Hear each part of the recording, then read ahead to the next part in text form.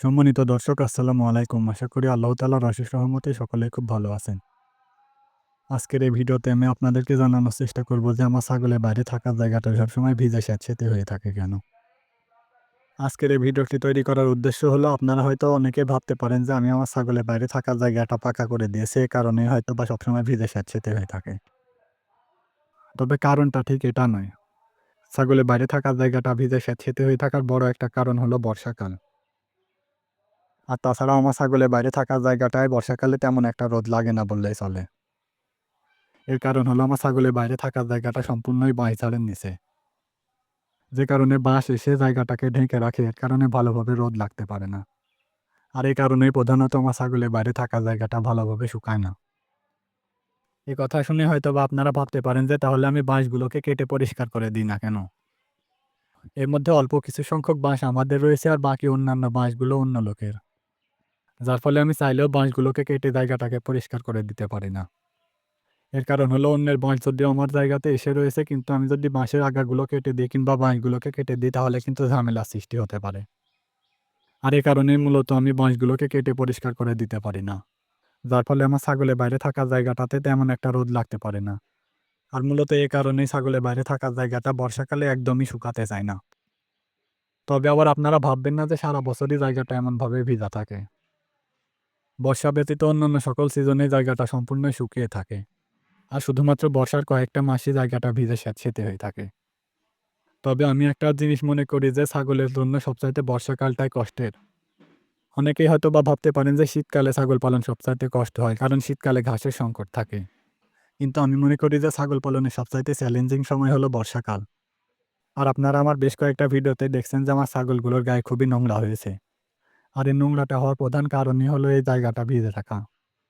এখন আবার আপনারা হয়তো ভাবতে পারেন যে এই জায়গাটা আমি পাকা করে দিয়েছি, এ কারণে হয়তোবা ভিজে থাকে। কিন্তু যদি আপনারা এটা ভাবেন তাহলেও কিন্তু ভুল। এর কারণ হলো এই জায়গাটা যদি আমি পাকা করে না দিই তাহলে বর্ষাকালে ছাগলেরা কোনোভাবে বাইরে বেরোতেই পারে না। এজন্যই আমি জায়গাটাকে গত বছর পাকা করে দিয়েছি। কিন্তু যখন ১ম বছরে জায়গাটা কাঁচা ছিল তখন সম্পূর্ণ বর্ষা জুড়ে ছাগলেরা বাইরে বের হতেই পারছিল না। এ কারণে ২য় বর্ষার আগ দিয়ে আমি ছাগলের জায়গাটাকে পাকা করে দিয়েছি। তবে জায়গাটা কিন্তু আমি সম্পূর্ণই পাকা করে দিইনি। বেশ কিছুটা জায়গা মাটি রয়েছে। আর যেহেতু জায়গাটার উপরে ফাঁকা জায়গা নেই, রোদ লাগার জায়গা নেই, এ কারণে জায়গাটা কোনোভাবে রোদ লাগতেও পারে না, জায়গাটা কোনোভাবে শুকাতেও পারে না।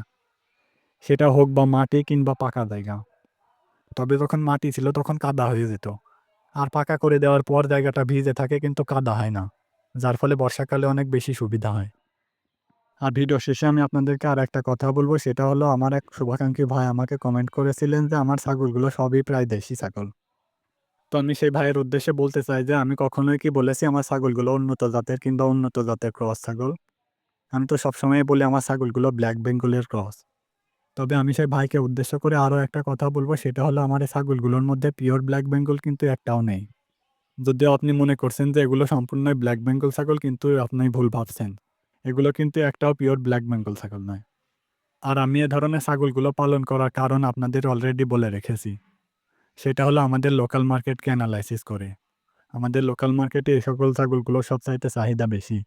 যে কারণে আমি এ ধরনের ছাগলগুলো পালন করি। তো ভাইকে আমি উদ্দেশ্য করে যে কথাটা বললাম আপনি আবার রাগান্বিত হবেন না। কিন্তু আমার এই কথাটা বলার উদ্দেশ্য হলো আমি কিন্তু কখনোই আপনাদেরকে বলিনি যে আমার ছাগলগুলো উন্নত জাতের ছাগল কিংবা হাই কোয়ালিটির ক্রস।